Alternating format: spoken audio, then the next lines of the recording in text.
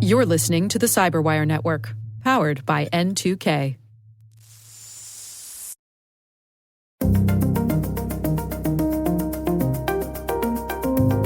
The barrier to entry of fraud is definitely dropped by the explosion of activity in these fraud channels.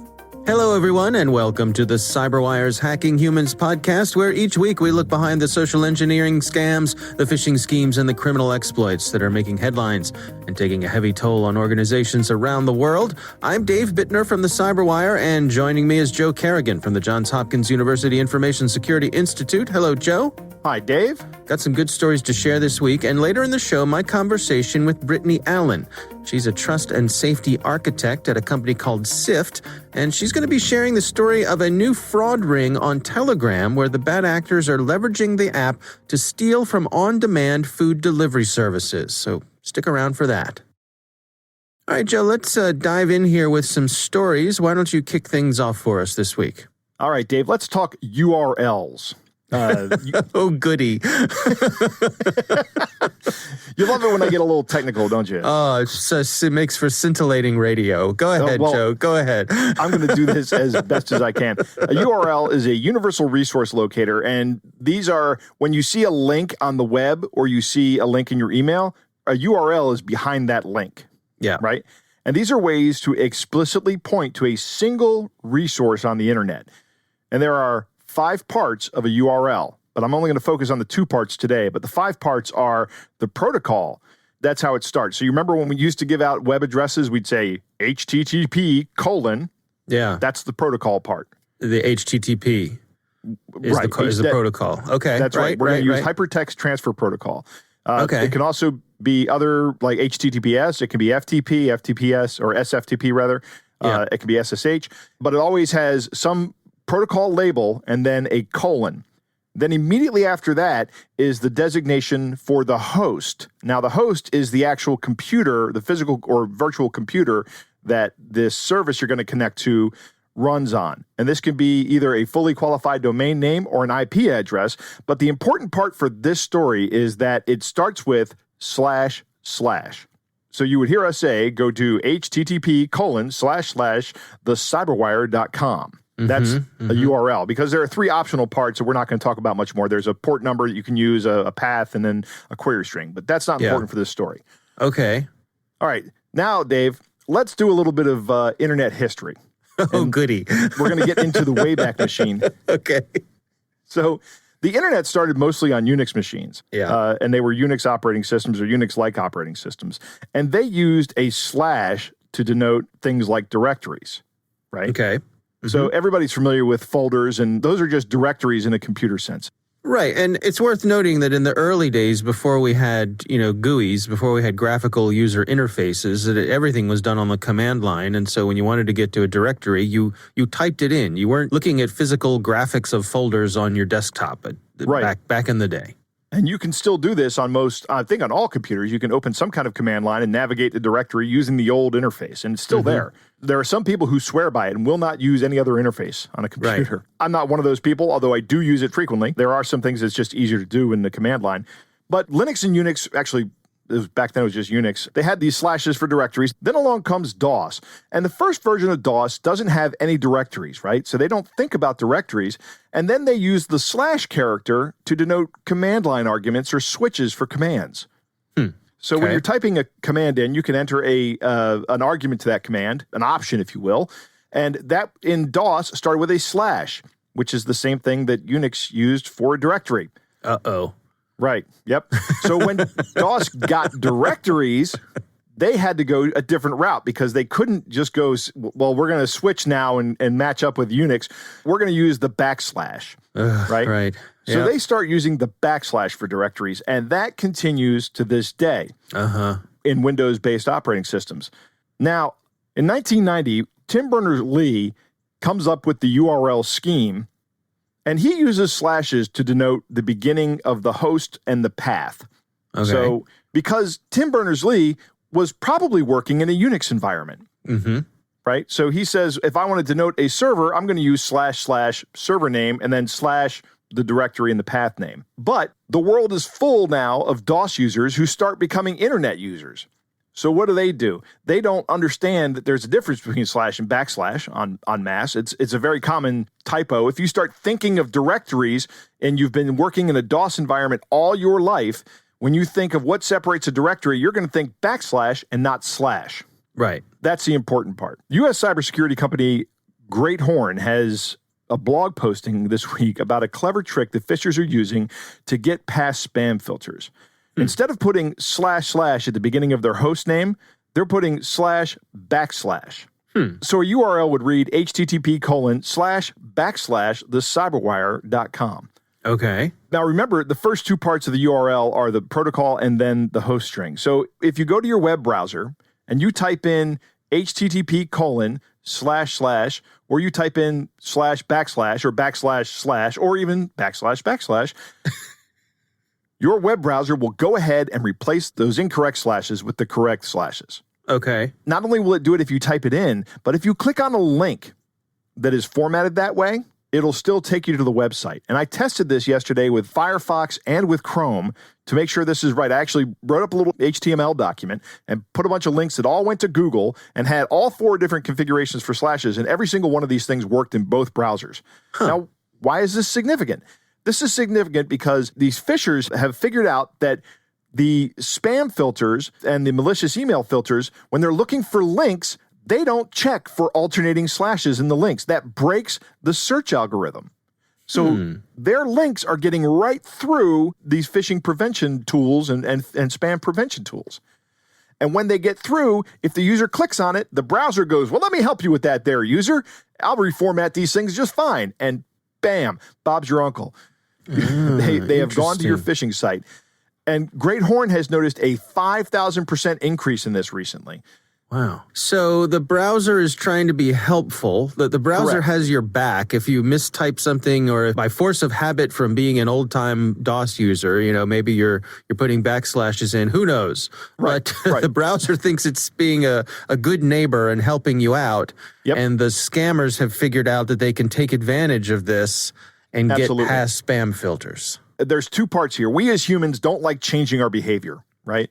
Yeah. Which is why... You least of all. Me least of all, correct. I'm actually okay with changing my behavior when I realize something is not secure. I probably shouldn't do that. Okay. You go all the way back to the time when people who were developing DOS were looking at the situation, they were like, should we make everybody change to slashes instead of backslashes and use something else to delineate switches? They said, our user base is already accustomed to this. Let's not tax them on this. Let's not make it more difficult to upgrade to a new version of DOS. Let's try to make that as painless as possible, which was probably the right answer, right? Because you don't have the foresight in the early 80s to go, well, one day the internet is going to be around, and in 10 more years, Tim Berners-Lee is going to invent the URL, and that's going to use slashes. We better standardize on slashes now when we have a smaller user base than the user base of just about everybody in the world. Microsoft also not having a reputation for necessarily playing well with others. Yeah. Certainly back in the day, right? They had this thing where you would have a standard and they'd be like, hey, that's nice, but we're going to do it this way. Yeah, right. Well, even early days of the internet, look at their browser was non-standard compared to, didn't adhere to the standards as many thought it should, right? I'm very glad that they came around on that. I credit largely the open source community for that, because the open source community said to Microsoft, we're just going to build operating systems that are good and free, and we're going to follow the standards, and you're going to have to come in line. And eventually that's what happened. Mm-hmm. So what's to be done here? I mean, is this a matter of the folks with the spam filters catching up to this? I suppose from a user point of view, you should be on the lookout for this, right? Right. From the user point of view, there's not much that can be done.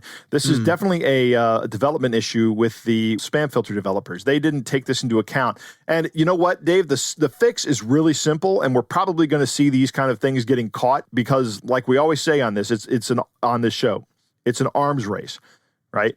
Somebody has found something that's going to work, and it's like they've poked a hole in the dam, or they found a hole in the dam, and the water's rushing through. Somebody's going to run over and stick their finger in that hole. And yeah, but they're gonna. I mean, as long as that water's leaking out of the dam, they're going to take advantage of it as long as they can. Right, which is what they've done here. That's right, and that's why Great Horn is seeing a 5,000% increase in this, because fishers and scammers have realized, hey, this works. Let's make hay while the sun's shining. Yeah. Boy, I do not miss the days of backslashes. There was a time when I was a DOS user, but in the early days. And I guess at some point in time when I converted to becoming a Mac user, the backslashes just sort of like, oh, God. It's just confusing, I think. All right, well, interesting story for sure. My story this week comes from our friends over at Naked Security. This is written by Paul Ducklin, who's been a guest on our show, thanks to our pal Carol Terrio. This story is titled Scam Club Gang Outed for Exploiting iPhone Browser Bug to Spew Ads. There's a couple parts to this story. There's a digital ad company who's just called Confiant, and they've published an analysis of a malvertising group that they call Scam Club. This Scam Club group, these are the folks who provide the annoying pop-up ads that we've all seen on our devices.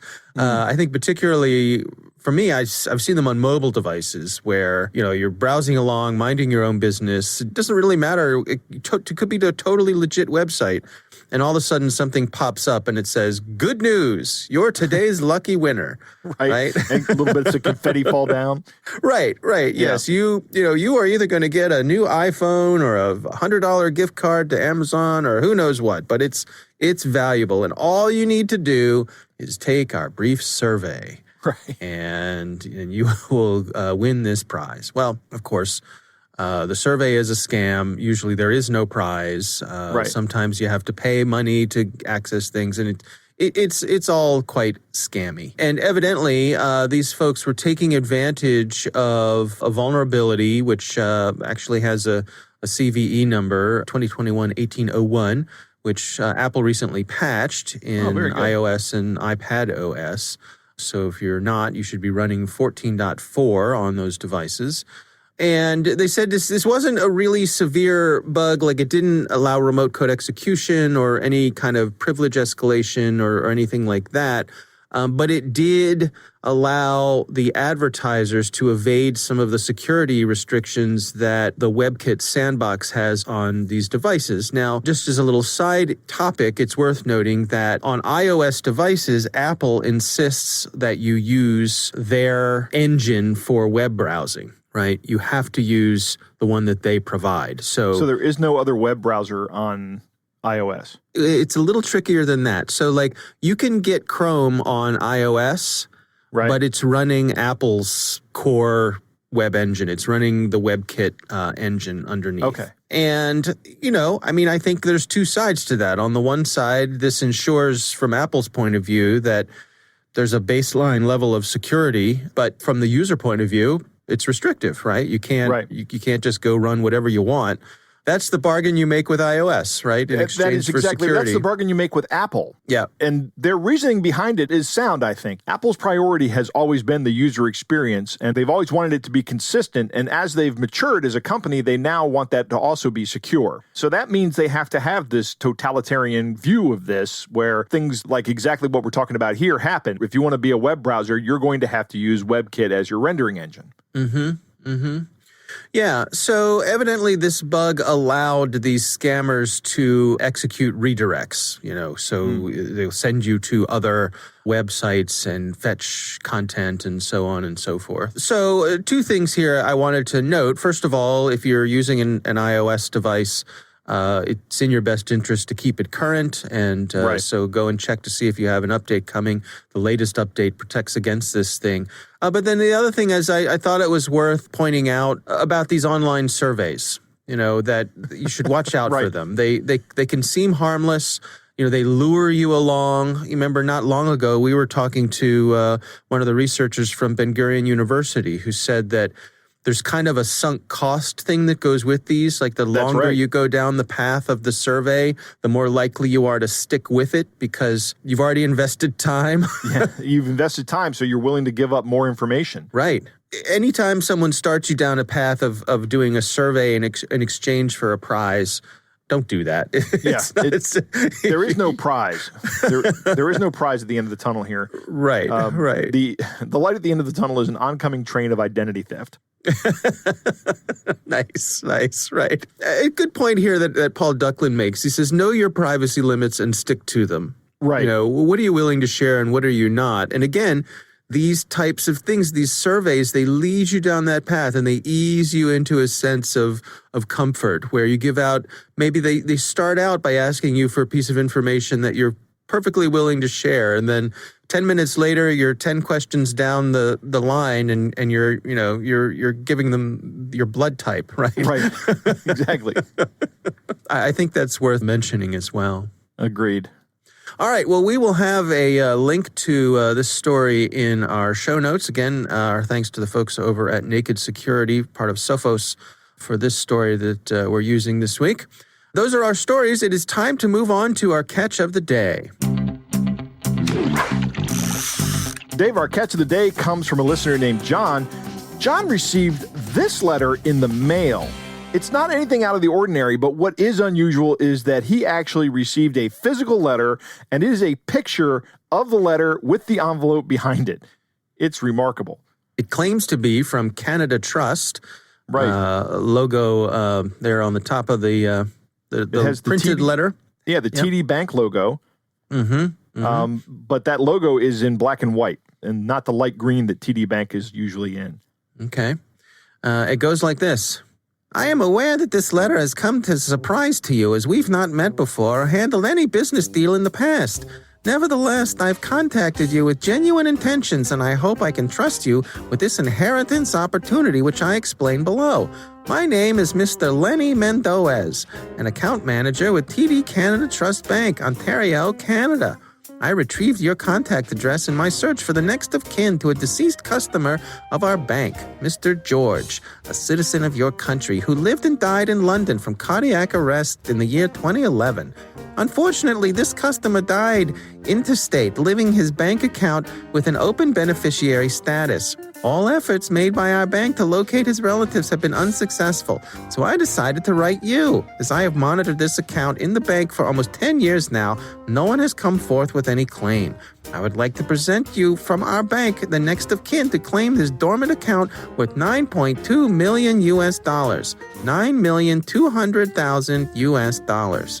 I assure you that this transaction would be handled under due inheritance procedures and every necessary legitimate arrangement will be put in place to make sure you, the real beneficiary of the inheritance funds. It also requires all confidentiality. At this stage, I believe that you are ready to keep this absolutely discreet until you are able to claim the funds from the bank. Once the funds are released to you, it will be shared between the two of us.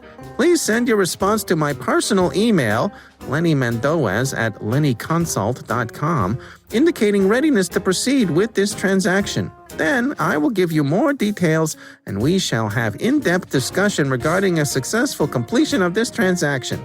I await your response. Sincerely, Mr. Lenny Mendoez. This is fantastic. He lived and died from cardiac arrest. Lived and died in London from cardiac arrest. That's a bad sentence. This is almost identical to our scam email from last week that we had.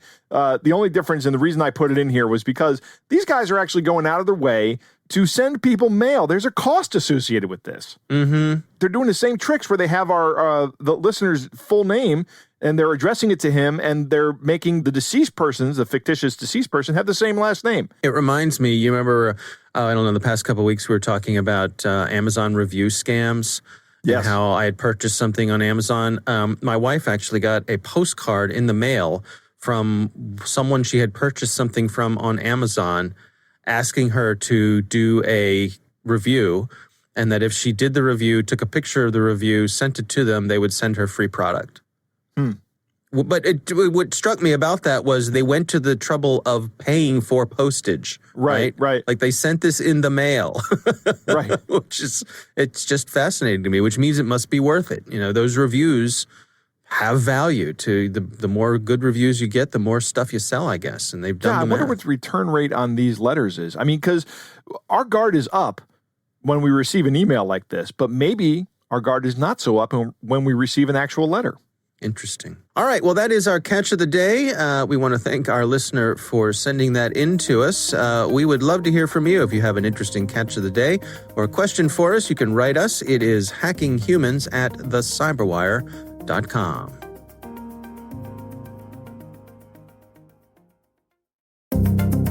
All right, Joe, I recently had the pleasure of speaking with Brittany Allen. She is the trust and safety architect at a company called SIFT. And our discussion centered on a new fraud ring that they've been analyzing. These folks use Telegram, and they leverage the app to steal from on-demand food delivery services. Here's my conversation with Brittany Allen. We spend a lot of time learning about fraud in order to fight fraud, and one of the resources that we had been looking at before had been looking into dark web activity, seeing what happens with information that ends up there due to a data breach, see what's happening within these fraud groups. But there's an easier layer to access, and that is within these apps such as Telegram that are secure messaging apps or are privacy focused. And there is a lot of fraud activity within those groups. They might be groups that have the most obvious names, such as Fraud World or Scam World. There's one called Fraud University. There's some really great ones in there. But basically, we were able to go into those groups, sort of learn the language, learn what they're talking about when they say that they have freshly spammed fulls for sale, learn all of that info. And then we were able to find this emerging pattern of fraudsters who would agree to order food on behalf of other fraudsters at a heavily discounted rate. And we learned that that was just another little glimpse into the part of the fraud ecosystem, was that specific role. Before we dig into some of the details of this specific fraud, can you give us a little more information on these groups themselves? Is there any sort of vetting before you join a group like this, or is anybody welcome? There can be. There are layers to access. So the groups that we are in are the ones where all you need to do is know that the group exists, either by pulling it up in a very limited search that it actually isn't that useful for this purpose via Telegram, or seeing that the groups are advertised elsewhere. Maybe they're advertised in a Reddit thread, or maybe someone has mentioned them on Twitter or somewhere else online. And then once you get into a few of the Telegram groups, you'll realize there are more and more other ones that are being shared within those channels. And sort of the network that we've been able to build of groups we have insight into has only grown. Now, you're completely right. There are some that are locked down, either by paying to join them or by the fact that you would have to make a certain number of purchases before you would qualify to join them. Those are premium groups. A couple of them have opened up to us regular people every now and then. I've managed to squeeze into one or two of them. But honestly, the insight that we get from the public groups is staggering to see just how much is happening in plain sight. Well, let's go through this specific case here that you tracked. This is having to do with some on-demand food delivery services.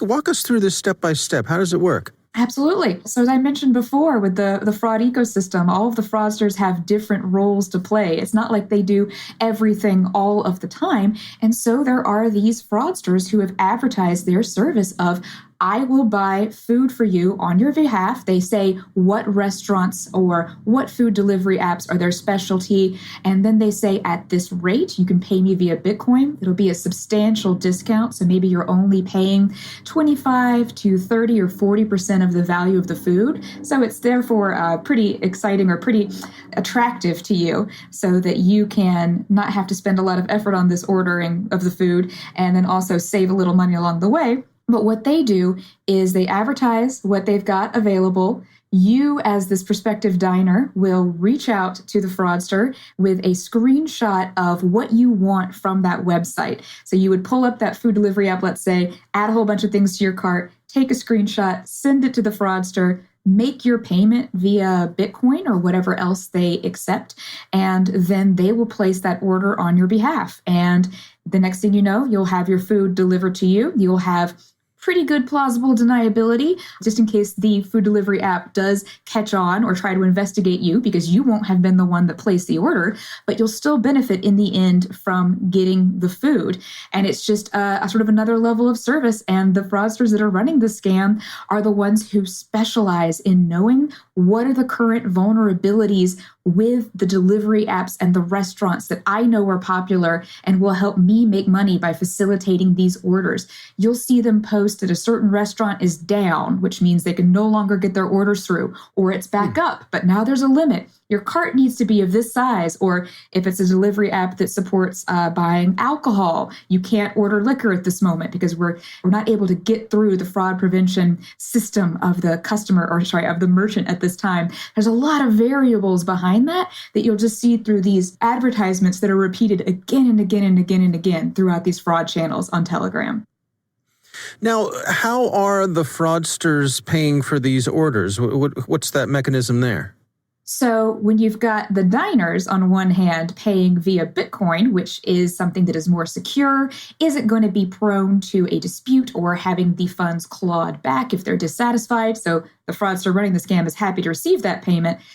The fraudster running the scam is going to be using stolen credit cards to make his purchase, or might be using access to accounts that have been compromised via account takeover, such as when user credentials, email address, and passwords are leaked via data breaches or otherwise sold on the dark web. So he's got one of those two setups ready to go on that food delivery app, for example. And in the end, that just hurts the merchant financially.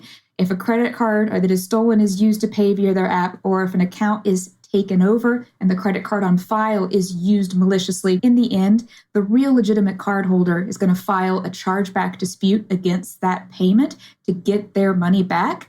And not only does that leave the merchant with a loss for that particular transaction, but it also hits them with a chargeback dispute fee, which in the case of an order for, let's say, $10 worth of dumplings, could be more, could even be double the value of that order itself, and their losses can quickly snowball. It's interesting to me that nobody goes after the person who was buying the food, who's, at some point complicit in this. Is it just not worth tracking them down so far? I have heard some stories of people who have placed orders being sort of chased down or being targeted by the merchants. To be able to show up on the merchant's radar like that, first of all, you're going to really need to have a high value of orders. They're not going to have the time to, let's say, go after one person who is connected to one fraudulent pizza order in a city that's 2,000 miles away from this company's headquarters that they aren't able to send an enforcement agent out to. That's just something that's really not scalable for them. And then also remember, there's kind of that degree of separation. What would be really the most valuable thing to go after? The one guy that ended up with the pizza, or the fraudster who facilitated the order of hundreds and hundreds and hundreds of pizzas that week and was a bigger sort of financial impact on the merchant? And that person is harder to get to just because of the lack of information about them that can be gleaned publicly, that can be gleaned by looking at these Telegram groups. So maybe you cut off one person who benefited from the scheme, but then you don't get to the source and you don't actually stop the source. Although I will say I have seen some amusing to me as a fraud fighter who's been in trust and safety for over decades, so I'm amused by this, but I have definitely seen some people in the app saying, oh my gosh, I got questioned, I got called by the merchant, or I got this happened to me, what do I do? And trying to be talked through some of those exact situations. A little bit of schadenfreude. I don't hate to see it. Right, absolutely. What about the delivery people themselves? I mean, do they suffer anything from this? It seems to me like they're the people who might have a lot to lose, especially in these hard times. That's a really interesting angle. It's a really interesting point to address, because if there is the impetus for the person who's committing the fraud to look as normal as possible while submitting an order, and they're paying with a stolen credit card, they should be fine to leave a tip. They should be fine to leave a generous tip because it isn't their money. And it would just come down to what is sort of that agreement and arrangement between the merchant and the delivery guy. Is he working directly for the merchant? What happens if there's a dispute or a complaint on an order that he delivers? But I would think in most cases that they are protected from loss, and it's really the merchant that will have to eat this because of the nature of the fraud, that it's coming from a fraudulent credit card payment and didn't have anything to do with the quality of the order. But that is a really good point and would be very unfortunate in these times, as you pointed out. Yeah. So what's to be done here? What are your recommendations for folks to best protect themselves against this sort of thing? So for merchants, that's going to be a tricky question because if they are one of the more popular restaurants, let's say, there are going to be a lot of fraudsters who are trying to figure out what their vulnerabilities are and are testing them in multiple different ways. Do these accounts that were compromised work? Does it work if I put a certain item in my cart or if I leave an item in my cart for a certain amount of time and then come back? What can I do to look as legitimate as possible and to not trigger any sort of indicators of suspicious activity for this merchant? So first of all, just being aware that it's happening is a step in the right direction. But merchants also need to have an understanding of what the signals of that fraudulent transaction are. And because that can be a huge amount of signals to deal with, using machine learning to pair that with the vast amounts of data would really help the teams analyze those different signals to stop a suspicious transaction. So it may not just come down to, is it a brand new account? What type of item is being ordered? But like the actual behavior, for example, of the fraudster while in that account. There's a lot of different factors to consider. And honestly, if you look at the different kinds of risk that different kinds of merchants can face, what has the least amount of time for a merchant to be able to react? Food delivery. It could be that the delivery guy is going to leave with that bag of burritos in just a few minutes. It's going to be a very quick process, or the delivery is guaranteed to happen in 30 minutes or less. There's a really small window that they have to analyze all of the data and signals that they possibly can to try to prevent fraud loss. And so we are at the point now where these sort of systems, as you describe, using things like artificial intelligence, machine learning, and so on, they can detect these patterns that would otherwise, elude, say, a human who was looking for them? Definitely, as far as being able to do so on a more quick and efficient basis, yes. You can't imagine that there would be the possibility for some human being to sit in front of every single one of these orders and say, does this look legitimate or not? There's no way that can scale, and there's no way that a merchant could reasonably do that to try to prevent this type of fraud, especially the type that's changing. Like I said, I will pull up my Telegram account in the morning just to see if there's any buzz about new attacks or new companies that have been targeted. And I'll, on average, have about 30,000 messages ready to look through. I couldn't possibly read them all, but that's really an example of how much activity and how many different ways these companies are being hit that they would need to react to and try to stay in front of. Because this type of fraud is happening on these secure messaging apps like Telegram and not just in somewhere like the dark web that is more difficult for your casual user to access, that we're seeing activity there from professional fraudsters who are reselling stolen credentials, fraudsters who are running Telegram rings or food delivery rings like what I just described. And we're also just seeing casual fraudsters in the mix. Maybe this order to get discounted food is someone's first step into being comfortable with fraud, with seeing how much risk they're willing to take on by sharing their home address with a fraudster who is now going to hopefully send food to them if they can trust this situation. And as more and more and more people are using these apps, or as the membership of these fraud groups grow, that just takes more casual fraudsters and increases their comfort level with committing fraud and defrauding companies. And that is a emerging pattern that merchants really should be keeping an eye on, because the barrier to entry of fraud is definitely dropped by the explosion of activity in these fraud channels. All right, Joe, what do you think? I think this is awesome that she has infiltrated one of these groups. It's pretty good. I might try to do this on Telegram as well, just to see if I can get in and see what's going on. Yeah. Yeah, because you can just get in by knowing they exist, and that's just the first step, and then you can get into more. If you buy fraud services, which I have no interest in doing. I'm fascinated that the public group offers as much information as Brittany says it does, and that's why I kind of want to check this out. Very interesting with the food delivery fraud. Were I a bad guy, I would not do this. I would use the service to pick up food, but I would never have a criminal process end at my physical address. Right. That's just me. Yeah, right. Exactly. Yeah, isn't that interesting? It is. These people have no problem doing that. And I don't understand why. I mean, you're going to give somebody your address and then commit fraud and have that delivered to. Now, maybe you're having it delivered to a vacant house. Maybe not. I love when Brittany talks about the panic of some of these people who have scammed a restaurant. And if you're ordering from a large restaurant chain, you may be fine. But if you order from a small business, I can certainly see that business owner taking it personally. And calling you up and going, I have your address and phone number, right? Right, exactly. Right. Me and half a dozen of my best dishwashers are going to pay you a visit. Right, exactly. I'd be terrified.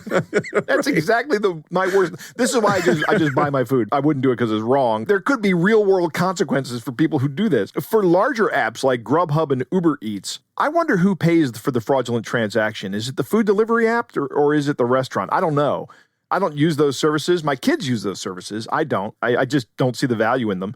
I'm not 100% sure, but my sense is from some of the stories I've read related to this sort of thing that the ultimate victim here usually ends up being the restaurant. And so many restaurants are mom and pop businesses or local. Absolutely. Even if they're chains, they're small ones. It's not like it's just being written off by a corporate behemoth like McDonald's or something. These are real people who are getting hit by these things. Yeah, large companies can have a good security and fraud program, but small merchants can check the terms and conditions of these delivery apps. These small merchants don't have their own apps usually. They use some third-party app like Grubhub or Uber Eats, or what's the one for pizza, Slice? Yep. Brittany makes a good point about the time disparity here. Food has to be delivered quickly, but the cardholder has something like 60 days to dispute a charge. So the restaurant really does have a risk. They have to have faith that the person ordering the food is a legitimate person and not some fraudster, because all the cardholder has to do is say, that's not my charge, and the credit card company goes, okay, we're not going to pay it then. And that's it. And that business is out the money. And as Brittany points out, they're also out a fee. Right. Yeah. It's interesting stuff, this evolution of this particular scam. This is one of those ones that leaves me scratching my head, just as you say, because if it ends at the scammer's home or place of business or something, I mean, the brazenness, I guess, is what strikes me about it. Yeah, that's a good way to put it. It's absolutely brazen. Yeah, absolutely. All right. Well, our thanks to Brittany Allen for joining us. We do appreciate her taking the time. That is our show. We want to thank all of you for listening. And of course, we want to thank the Johns Hopkins University Information Security Institute for their participation. You can learn more at isi.jhu.edu. The Hacking Humans podcast is proudly produced in Maryland at the startup studios of Data Tribe, where they're co-building the next generation of cybersecurity teams and technologies. Our coordinating producer is Jennifer Iben. Our executive editor is Peter Kilpie. I'm Dave Bittner. And I'm Joe Kerrigan. Thanks for listening.